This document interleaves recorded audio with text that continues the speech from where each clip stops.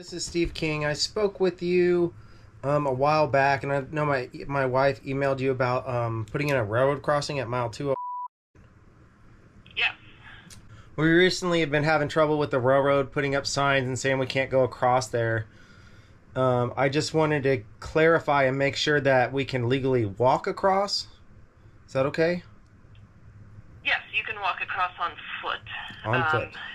The concern we have is with motorized vehicles. We just ask that you not linger on the right of way. Now, am I allowed to carry in building supplies and things like that too then? As long as I'm walking? If you can carry them by hand and still quickly get across the tracks, that should be fine.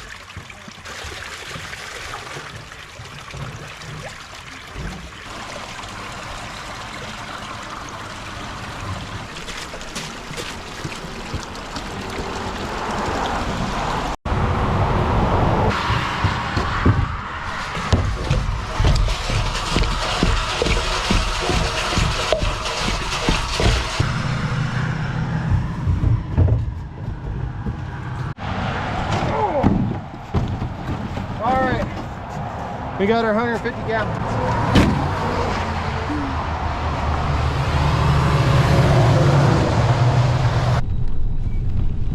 Oh yeah, I wanna... So this is the way we used to go.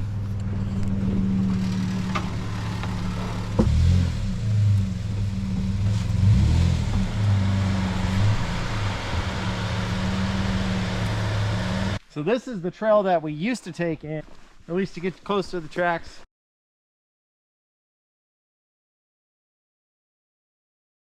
This is an easement. Yeah, this is a prescribed right-of-way right here. This is what's prescribed for us to have access to our cabin. And they blocked the trail off. Used to just go a little hump over, and then they made this ginormous pile to be impossible to get over. So now we got to bushwhack through the woods, carry all of our stuff through the woods. Which they told us that we could walk over here. Yeah, we did call, we double checked, made sure we do have access to walk across. Even though it says no trespassing, they say we're legally allowed to walk across.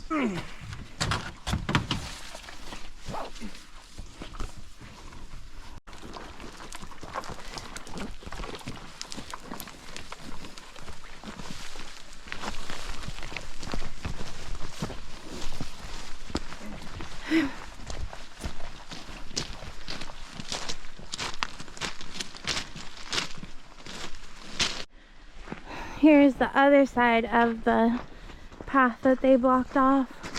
The easement.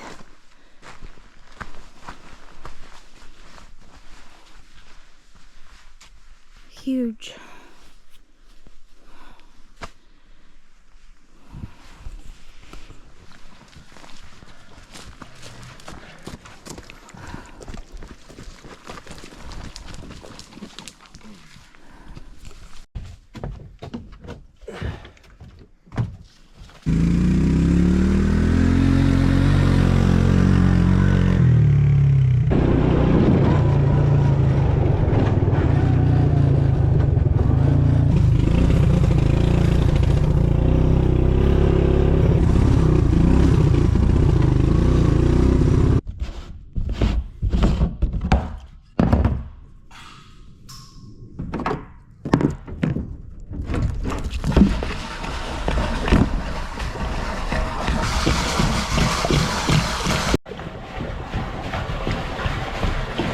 We collect rainwater in this cistern that we use for the garden.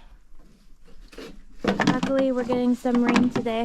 How much rain do you think we collected today? We've gotten 10 to 15 gallons today, I think.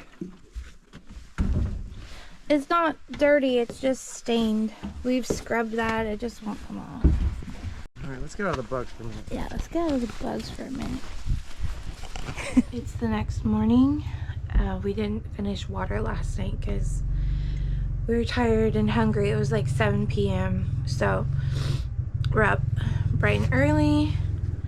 Gonna have some coffee and finish the water before Steve goes to work this morning. Rise and shine.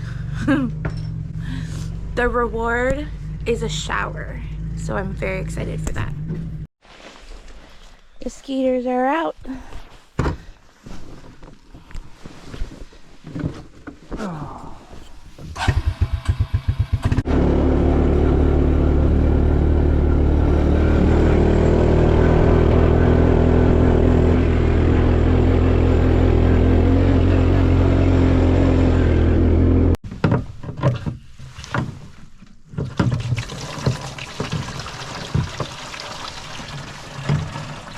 The mosquitoes are out. Yes, they are. And your bare skin, you're crazy. Well, I'm gonna be sweating my butt off here in about 2 minutes.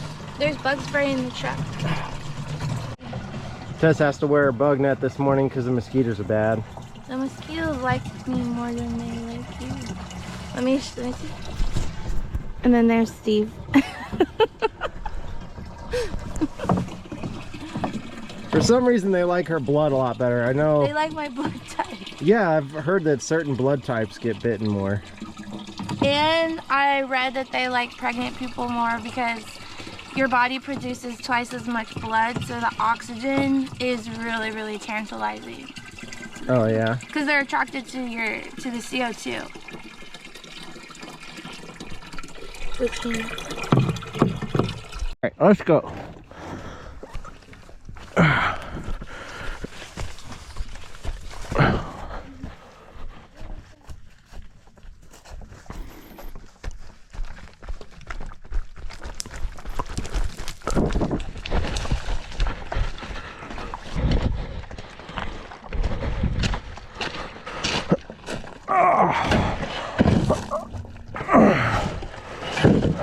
One trip down, about 16 more to go. Looks like I'm getting my workout in this morning before I go to work.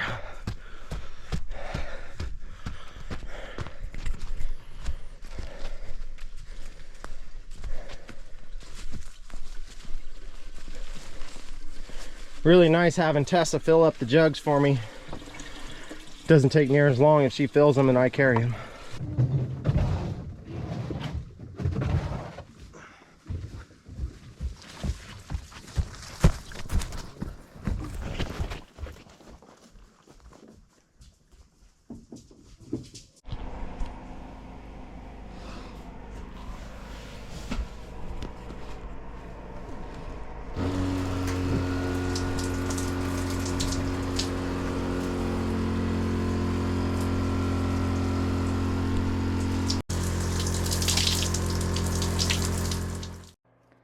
So let's talk a little bit about our property.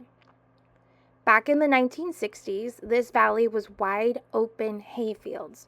There weren't any trees at all, just rolling green stretches of pasture.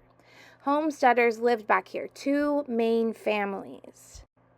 We know all of this because one of the original homesteading families still owns some property back here.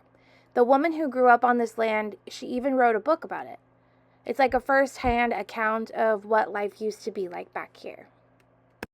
As you can see, there are plenty of roads back here, and that is because the hay trucks needed to come and go. So those homesteaders had ingress and egress. Back in the day, the railroad used to be owned by the government, not the state. Our friendly neighbor's father extinguished a fire that was on a railroad bridge. In return, the government gifted a railroad crossing to the homesteaders for their heroism. That said railroad crossing used to exist right here. It was the access point for all of those homesteaders. In the 1970s, those families moved out and the railroad took the crossing out. As you can see, these trails are very well established as they have been used for over 50 years. This is where the railroad crossing used to be. These are burro trails. It is the legal right-of-way access point, and the easement does run along the trails. In our previous video, we mentioned that the real estate agent told us that there was railroad access through our neighbor's private property.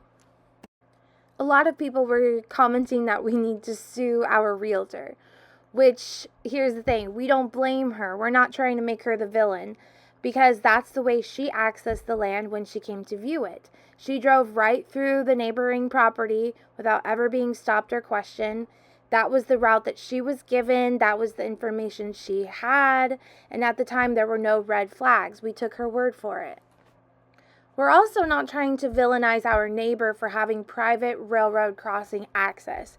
We completely understand that one of the main reasons of living off-grid is privacy, solitude, and avoiding humans.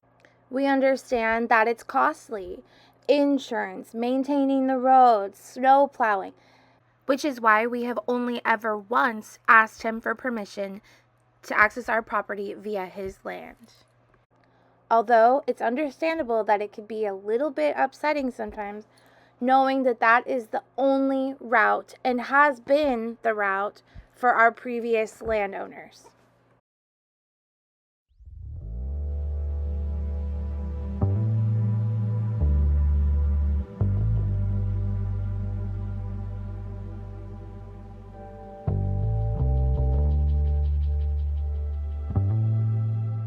As of right now, we're just taking it one day at a time. We're reviewing deeds, examining easements, and researching the legal background of this land. At the same time, we're reaching out to legislators and asking our elected representatives for guidance and support. It's a complex issue, and we're committed to understanding it fully and approaching it the right way.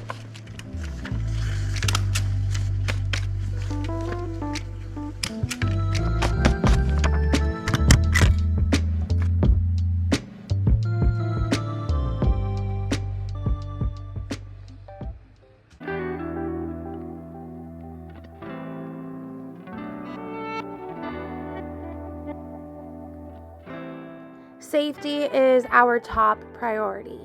Steve and I had decided to stay here for only as long as it remains safe and manageable for me and the baby. The main trail was blocked off, and now we have to take a more difficult route to get in and out, but we still have access and we're fully capable of leaving on foot if needed. We understand that it is an unconventional life to some people out there, but it isn't to us. That being said, I would never put my child in danger. I am of sound mind and I can make the proper decisions, especially when it comes time to leave. Then we'll leave.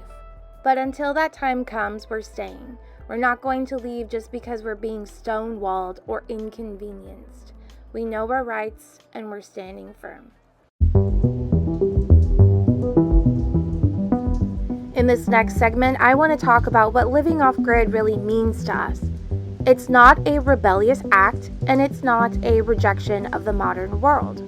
Contrary to what some might think, it's not about choosing a harder life just for the sake of it. For us, it's a practical choice, one that allows us to live more affordably, more intentionally, and with more control over how we use our resources. Of course, we still rely on tools, fuel, and technology. We're not trying to escape the world, we're just trying to engage with it differently and on our own terms. Here's what living off-grid looks like for us.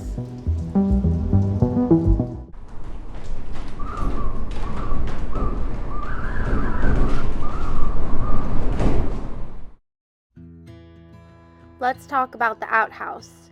It's the part that scares people the most, understandably so. It's not the most glamorous, and it definitely is temporary, but it gets the job done. I definitely look forward to the day where I have an indoor flushing toilet again. But a lot of people think that outhouses are so disgusting, and I just want to give you a really fun fact. Did you know that whenever you flush the toilet with the toilet seat open, particularly poo, little particles go through the air and they land on your toothbrush, your hairbrush, face towel, anything that's exposed. So the next time you're brushing your teeth or flushing your toilet, just remember, outhouses aren't so bad.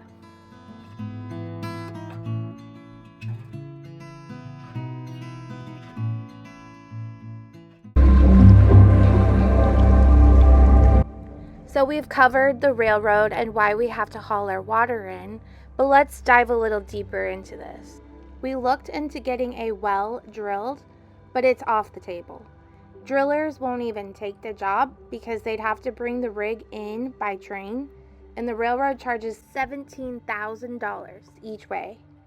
Plus, you need flaggers and permits, which add a few more thousand, so before drilling even starts, the cost is already out of reach. Our other option is a hand pump well, which we are considering.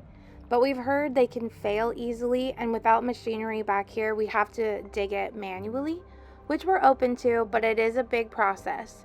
So for now, it's hauling water by hand and collecting rainwater.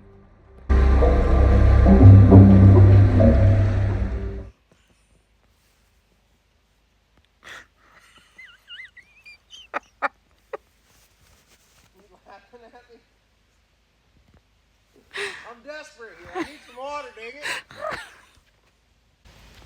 Come on, water.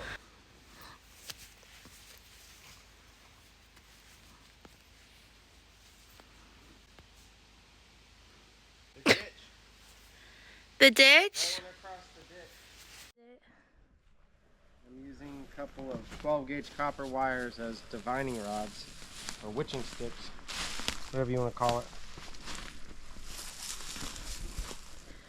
To find water. To find water. Just gonna keep walking around, I guess. I've seen it work before. Like, for real. Not a joke. It worked.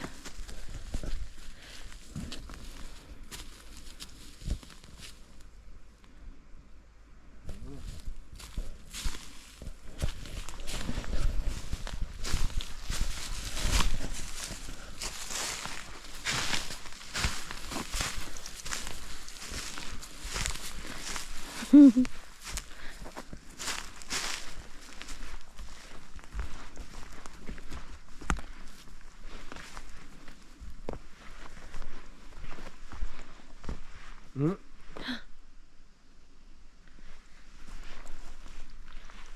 Did it ever cross there before? Yeah, right there on the where the ditch is. Oh.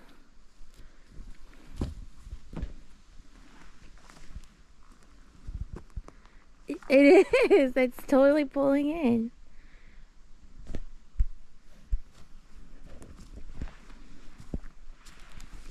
My hands are completely loose. I'm not gripping anything. Trying to keep them as still as possible.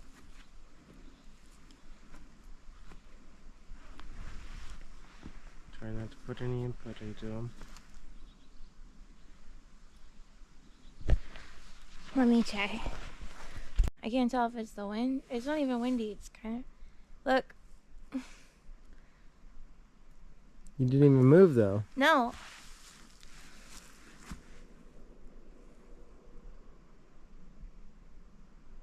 I can feel it in the palms of my hands. It's just like... Look. Look, it's going. It's going. I'm not doing any. I'm trying not to laugh because it's like making it jiggle, you know? Mm-hmm. But for real, it's going on its own. Look! It's like going crazy! Wait, stay still. I try to get it in like the same little notches in my fingers. The same spot, yep. And get them level and try to keep everything exactly still. Look at it, it's going haywire. Go walk some so you can kind of figure out where exactly the... It's right here. Yeah. In the ditch. Look! Right in the ditch. All the way. Look, I'm serious. It's doing that on its own. They call it witching for a reason. It feels like witchcraft, but look at it.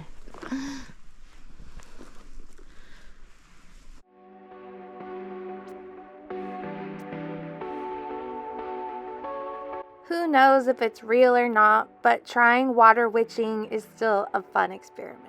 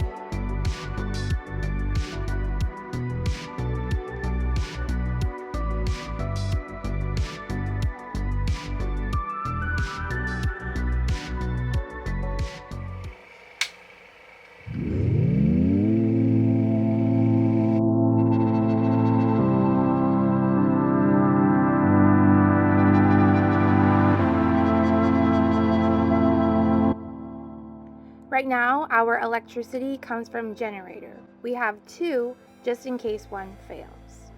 In the next few days, we are going to be setting up our new solar system with full battery bank thanks to our friends at Backwoods Solar.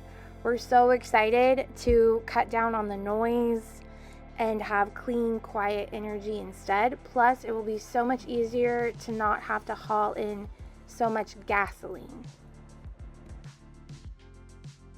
We use Starlink for internet, and it's been a total game changer out here. We run it off of the generator and love that we could turn it on and off whenever we need it. It's awesome. We burn our garbage on rainy days when the ground is wet and there is less risk of starting fire.